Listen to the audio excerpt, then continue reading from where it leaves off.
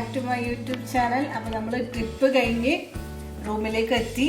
അപ്പോൾ ജോർജിയയിൽ നിന്ന് കൊണ്ടുവന്ന സ്ട്രോബെറീസ് ആണ്. നല്ല ഫ്രഷ് സ്ട്രോബെറി ഒരു 1 kg ഒക്കെ അങ്ങ് വാങ്ങിയിട്ടുണ്ടായിരുന്നു.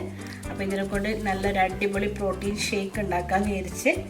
അപ്പോൾ അതിങ്ങനെ ഉണ്ടാക്കുന്നതിനുള്ള വീഡിയോ ആണ്. നല്ല ജോർജിയൻ സ്ട്രോബെറി ആയതുകൊണ്ട് നല്ല മധുരമുണ്ട്, അത്ര തന്നെ ഫ്രഷും തന്നെയാണ്.